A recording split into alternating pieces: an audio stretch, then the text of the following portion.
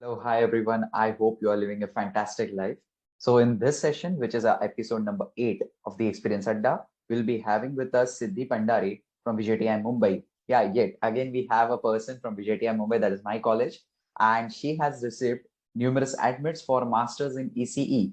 Now, when it comes to ECE, which is electrical and computer engineering, one of the most sought after field after MS in computer science, or I would say it is as equally sought after the MS in computer science. So without any further ado, let's get into our video. Greetings to all my viewers. आज के video में we have Siddhi Bhandari from my class. जैसे अभी मैंने introduction में बताया था, and उसको admits मिले from some of the top universities in the USA for masters in ECE. तो अभी I'll pass it on to you, Siddhi. You tell us more about your profile and overall about your engineering experience as of. Hi, I am Siddhi. I'm currently studying in the final year of EXTC in VJTI. I applied for fall 2022 and I got admits from GTech, UCSC, UCI, USC and NCSU. Regarding my profile academically, while applying, I had a GPA of 9.46 and TOEFL score of 112 and GRE score of 324. Okay. My profile, talking about internships, I had done 2 internships. One was at the University of Manitoba, Canada, under the MyTax Research internship program, and the second one was with Airpix AI. Both of them were in the domain of computer vision. And my engineering experience would be, I guess, it made me aware of what I like in ECE and what I do not like in ECE, and ultimately it like helped me choosing my specialization for MS. Okay. And that's it. So, like, to be honest, like your profile is one of the strongest profile that I have come across, and that is the reason you have got into some the top colleges like UC San Diego and Georgia Tech. So, first of all, congratulations to you on that. Thank And you. yeah, and I would like to know, like, there are many people out there who usually switch their branches. Like, if they pursue their bachelor's in electronics or electrical and computer engineering, or maybe EXTC, so they usually go for masters in CS, sometimes master in computer engineering, or other degrees like MIS and MEM. But why did you specifically choose to stay within the same field and go for masters in ECE? So first of all, people think that ECE is all electronics and like circuits, VLSI, but there is a part of ECE, DSP, and particularly software of DSP like includes audio processing, speech processing, and all those fields I'm really interested in. And it also covers the topics of ML, and I am interested in that. So I chose to stick with ECE and chose colleges according to that specialization, which have a specialization in DSP and particularly which have subjects like pattern recognition, audio processing, voice processing, etc. And if you have to think from a perspective of getting admits, if you switch branches, you have to convince the admission committee that even if you are in EC, I will be able to do the CS curriculum. And usually, it's while switching, you do not get like good admits. If you have Yeah. done engineering in electrical engineering and if you switch to CS, Hmm. chances of your admits get reduced by a lot. Like the probability that you Yeah. will get into a good CS college is a lot less unless you have a very good profile. Like you have corporate experience, you have research experience, you have publications in like the uh, in the CS field. Yeah. So that is one thing. So I stuck to ECE because it has that specialization which I'm interested in.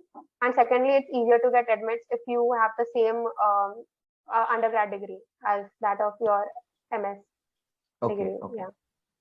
So, like you said, there were many options, and specifically the branches or the specialization that you liked enter MSEC were DSP, machine learning, and you decided to stick to that. So, Yeah. can you tell us about the more options within this field that universities in the USA or maybe outside the USA offer to the students, be it VLSI or any other kind of specialization? So, what all specializations are available?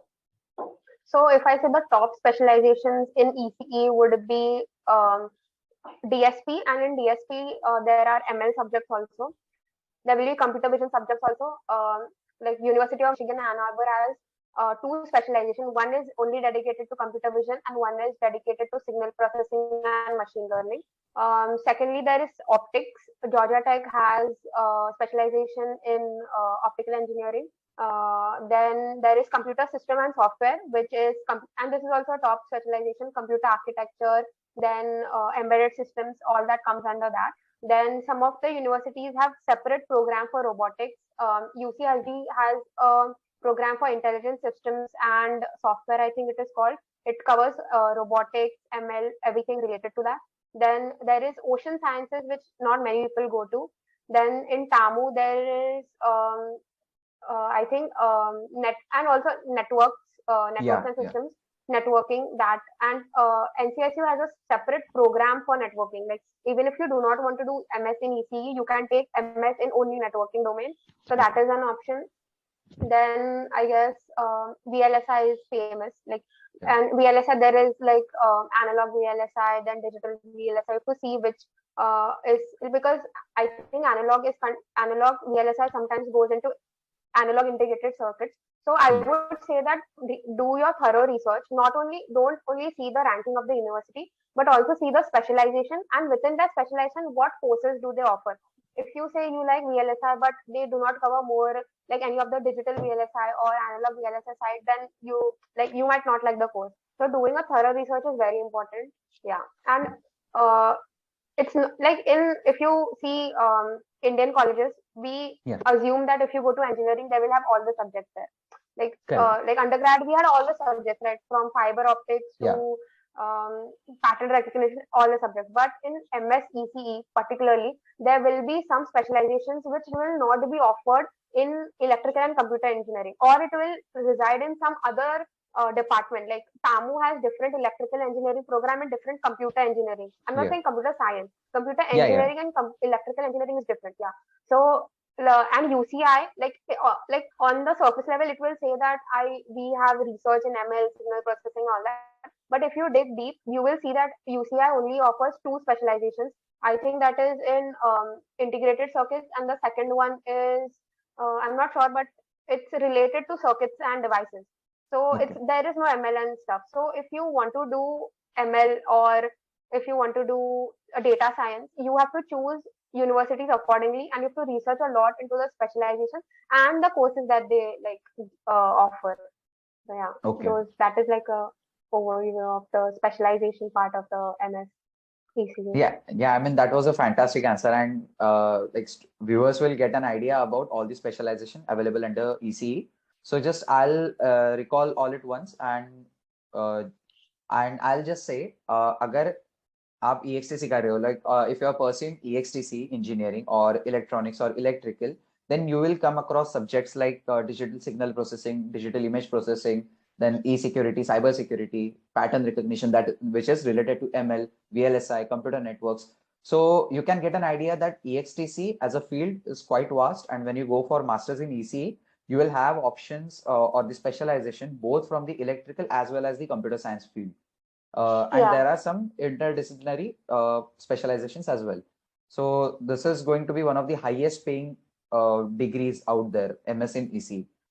So abhi ye to ho gaya. So like, can you tell me about why did you specifically choose to pursue your masters in the United States rather than pursuing it in some other country? Because you had one of your internships, like you said, from University of Manitoba, that is in Canada. So why not go for some other country, but only the United States? So first of all, I would say the education system in USA, from what I have heard, is one of the best. So the research opportunities that they offer, and plus the ROI. So if I had to see the education, if I'm paying that much, but the quality of education is higher, so obviously I'll go to that.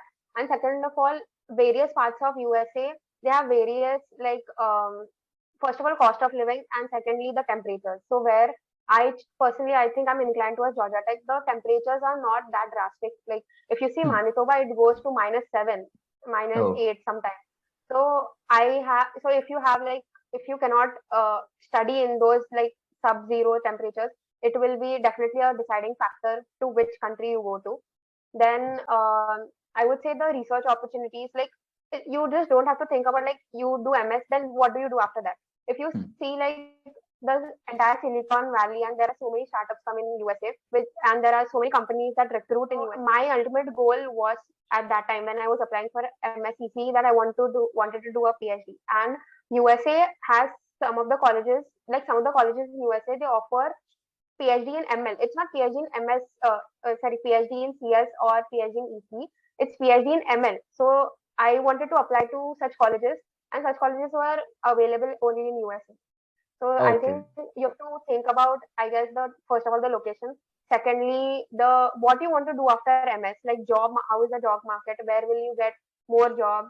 And the ROI. Definitely the ROI. You have to like look into that while Yeah. selecting the country So itself. to reiterate what Siddhi said just now, one is the return on investment, that is the ROI. Then second, and under ROI, you will be having many things like fees, then the course that you are pursuing. Like you have to specifically dive into your course and first check like if you are liking those subjects. And it won't be similar like your undergrad. Within your undergrad, usually people sometimes hate the specialization that they are doing, and they still have a chance to switch to other branch during the masters. But while choosing a degree for your masters, make sure that you are choosing a degree that you personally like quite a lot. And also check the fees if you are able to afford it, or maybe if you can get some scholarships from that college, and also the location and other future prospects like jobs and other things. So yeah, that is all about like why did you specifically, thought of choosing masters in EC from the United States. Now, can you tell me more about like is your degree a professional one? I mean the admits that you have received from various colleges, are those from a professional degree like Masters in EC, or is it specifically like a Master of Science in EC?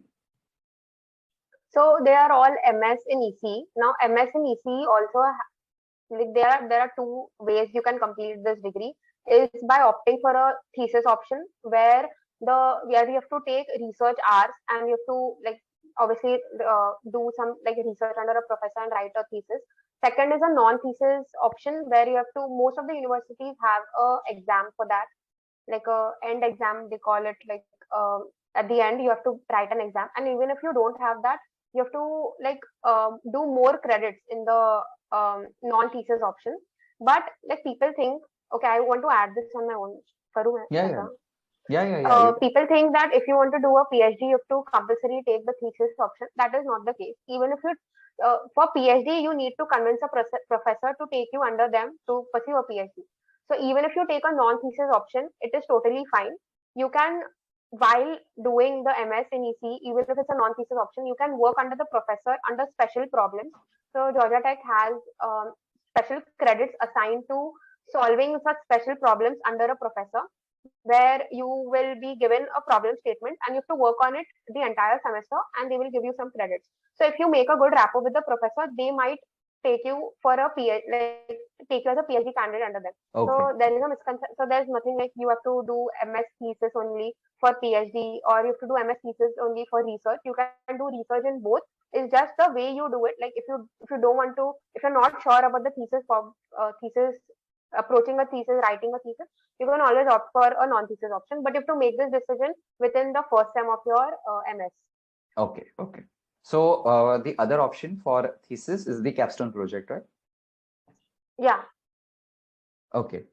So like this is all about the degree that you applied to and the admits that you have received. Now, can you tell us more about like how should a person frame his or her SOP? And like when it comes to framing, most of the times people add unnecessary things in the SOP, or sometimes they neglect some of the necessary points that they should have mentioned in the SOP. So can you tell us more about it? Like how did you personally go about writing your SOP? Yeah. So in SOP, I would say that there is definitely a structure to an SOP. You cannot write things and randomly place your internships, randomly place your research projects. You have to try to link a research project or an internship to your research interest or the field that you're applying to. You should talk what you did in particular in that internship program or in that project. You can't say that we as a group did this, our group did this. You have to quantify the results as much as possible and write what your contribution was and what you learned from it, or what challenges you faced particularly. Okay. And Okay. the SOP should be to the point and should answer some basic questions like, first of all, like you cannot confuse the graduate committee by saying like, I am interested in CS fields, I'm interested in EC. You have to say which field you are applying to and why, like so you have to write which field you are applying to, and like MS in EC, and the specialization, like specialization in VLSI, computer system, DSP, whatever. And they shouldn't like search for those answers. They should be right there that I am interested. Like you can state like as an answer that this is why I'm applying to MSc with a specialization in this.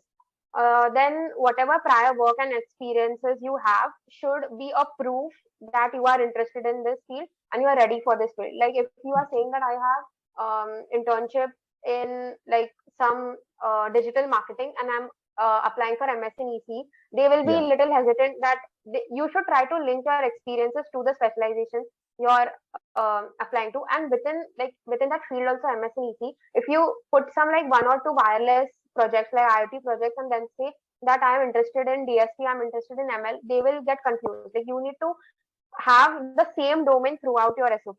Like if it's Yeah. a major project that you did, you can just add it in like a extracurricular. Like if I did a networking project, I just added it in my extracurricular because it was funded by a company. Like I can say that, but don't make it like a point, a big paragraph in your SOP.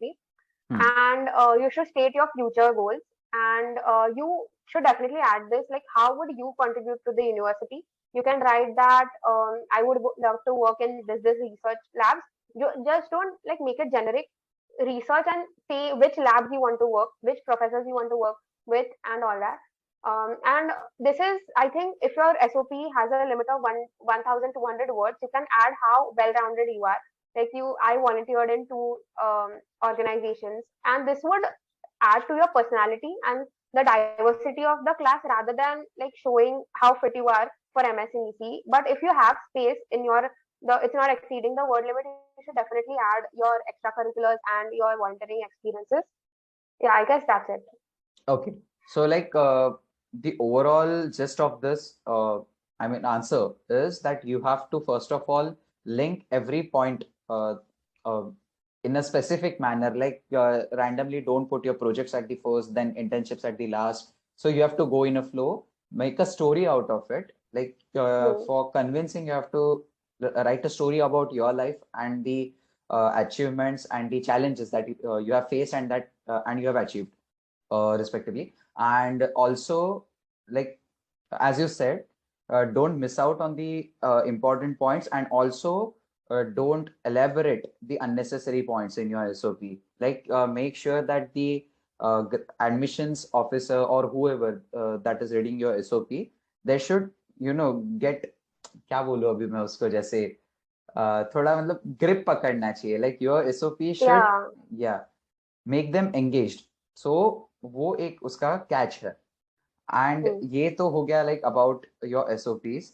And like अभी कैसे हम लोग profile के हर एक aspect को एक एक करके टारगेट कर रहे हैं. So you told us about your GPA, you told us about your interest, then your GRE score, your TOEFL, your SOPs as well. And LORs, I'm just assuming like we won't dive into LORs because that is like a personal thing. A person can take LORs from any of the faculties that he or she wants, or even the company employees as well, their managers or something like that. But apart from this, can you tell us more about the internship that you did and the overall resume format which you submitted to the universities? Like we'll go first with the internship.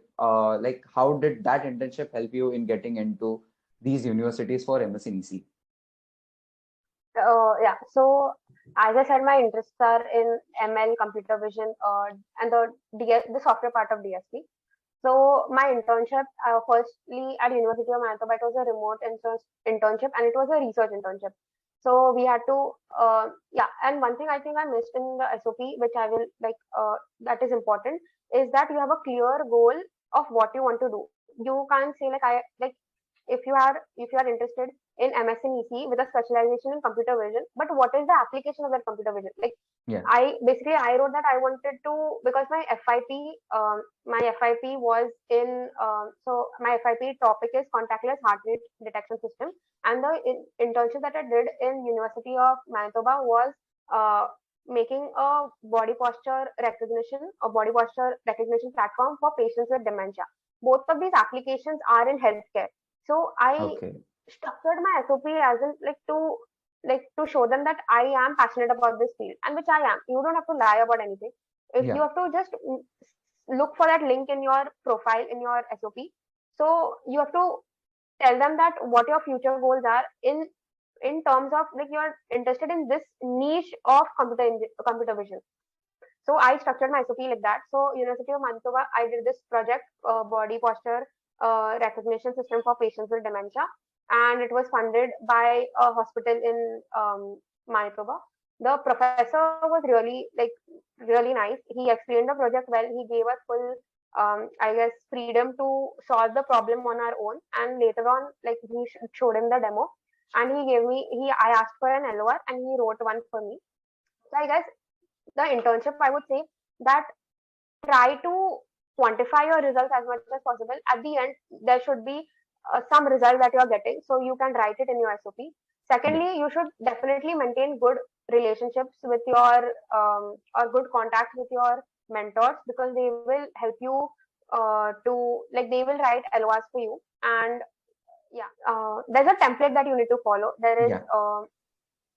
education, then there is work experience, then there is your projects, academic and your own personal projects.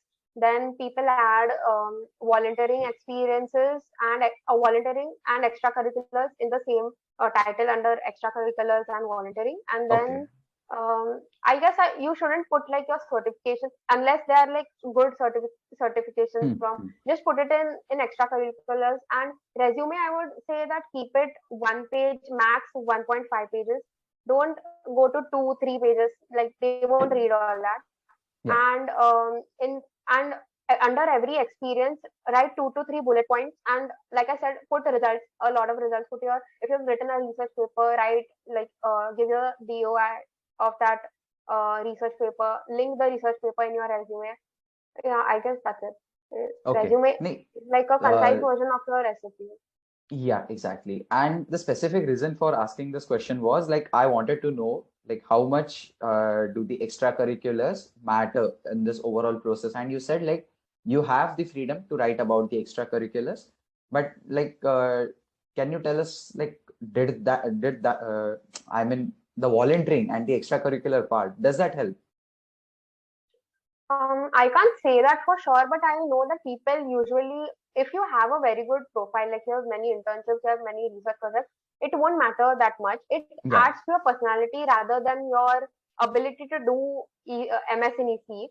So I don't think so that it matters that much that if you uh, do 3 years of volunteering, yeah, you can add that, but it won't add much value to your profile, because sometimes you have to cut down your SOP. So if you correct, have a lot of volunteering experience but you don't have internships, or if you don't have any research projects or projects in general, they are not they it will be an unbalanced SOP. So you need hmm, hmm. a lot of work experience and research internships, and somewhat like extracurriculars. And I think extracurriculars, everyone has like, not everyone, but mostly you will volunteer in fest, you will volunteer in an Yeah, NGO. So most of the people have that. But what people don't have is a research project, a correct. paper publication. So that would definitely add more value to your overall your profile, I guess. Okay, so got your answer for that and got your point. And like as of now, we have discussed all the aspects that were regarding this applying to the degree, that is the master's in EC in the United States. And in the future video, like we can make a video on, I mean, when you arrive in the USA and when you start your degree, then you can tell us more about how is the life at that college, whichever college you choose, and the future prospects as well. So, like, as a touch up, have anything from your side that you would tell your juniors or your colleagues, specifically who are targeting masters in EC this year or for the next falls and springs?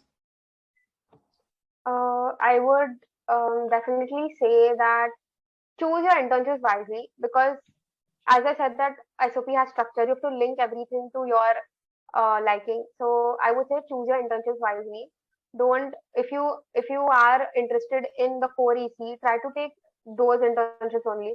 Don't take digital marketing or something that you are not interested in for Hmm. MS, because it would be like it will derail your SOP. Secondly, research papers are a make or break deal for getting TAs, or not TAs, but for getting scholarships at least. Many people, if they have a lot of work experience and if they have a lot of research experience, they do get scholarships from the universities. Then I would say that don't just like apply to EC because that's your core field. Research more what you're interested in, Yeah. and um, will that lead up to your goals, not just during MS but after MS, after 5 years, after 6 years down the line, what you want to do. Then I would say that um, people think that TOEFL and GRE, like if you get 330 in GRE, that's fine. अभी अच्छा college मिल जाएगा. But it plays a significant part. But you have to look at your profile holistically. You have to build your profile with respect to, like, you need internships, work experiences, all that. GRE and TOEFL, like at least this year they were even waived off for some universities. Yeah. So you can't just like put 1 2 months into like GRE TOEFL and then think that you are going to get a great admit, because you're paying that much. Like MS is very costly, so you need to see that what will increase your chances of getting a good admit from a good university, and so that Yeah. you can get a job later on. Yeah. So I would say that don't focus too much on GRE TOEFL. Like focus, like when it's the time, study for it. But try to improve your profile in terms of internships, work experiences, research papers, research internships, then volunteering also. To if you do not have anything in extracurriculars, then you need to improve there too. And I would say, like, shortlisting universities don't just go according to the ranking. Like I said, the higher rank, like even if the university is higher rank, it won't have the specializations you are interested in. So it won't make sense to go in a higher ranked university but you do not like the specialization there. Yeah. Then people don't talk about how expensive it is to actually apply for MS. Like the tuition fee and cost of living is there. Like it's expensive, we know that. But before applying, also there are many costs that build up, and if you're not that financially stable or if you're taking loans for MS, you need to be aware of this. Like each application costs around 180 to $150. Then there is separate fee to send your GRE and TOEFL scores, which is like 20, 27 to each university. Like if you send GRE scores separately, you have to send TOEFL scores separately. Then for visa, you have to pay $350 fee, and for one form you need to pay $160. So like that, like these small amounts, it's not small, Yeah. but these amounts add up, Yeah. and you need to be aware of the finances also, like how much you are applying. So like I want to tell the juniors that you've got one shot to apply for this, because some universities do not allow deference like the next year. So Hmm. if you have this one shot, make sure that your profile is good enough to apply. Like you Yeah. just don't, अभी job नहीं मिल रहा है तो MS apply करता हूँ. If you are, especially if you are not financially, if you are taking loans for education, which most it 60% take loans to apply for MS, and for MS like the tuition fee also. So I would say that do your research. Like MS procedure is like it's not just GRE and TOEFL. It's a lengthy procedure that you need to work every Correct. single day. Like there will be GRE TOEFL, then there will be SOP writing, then there will be you have to see if the LOAs are submitted or not. Then you have to do the visa process. You have to wait for the admits. If you don't get admits, then what? Then you have to have backups also. So I would Okay. say that do your own research and be aware of all this. Like just don't wake up one day and say I'm going to apply for MS. Yeah, exactly. So I'll just reiterate and conclude whatever you said. So first point is that there are a lot of hidden costs when it comes to applying to the universities, be it sending your GRE scores, your TOEFL scores, or the visa cost, or any other the application cost of the universities as well. Like if a person adds up all these costs, and the total amount will turn out to be as equivalent to a fee of 1 year at a government engineering college in India. So you have to make sure that as Yeah, well. Yeah, the definitely. cost, Yeah. the applying application cost is also huge, and also make sure that the specialization that you are targeting you like it, because this is going to be a great deal, and the amount that is, stuck to this specialization that you're going to pay, it is going to be quite high. So these are the few points that we can conclude from this session, I would say, and this answer as well. And thanks a lot, Siddhi, for joining us in this session. And I hope that our viewers have got an idea about applying to the masters in EC in the United States. And if they have any other doubts, and like be it anything related to the fees, application, or the courses, you can write it in the comment section as well. I'll align with Siddhi, and she can also help you all by writing the answers to your doubts in the comment section. So thanks a lot, Siddhi, once again for joining us in this Thank session. you. Thank you Thank for you very much. having me. Sure, sure. Thanks a lot.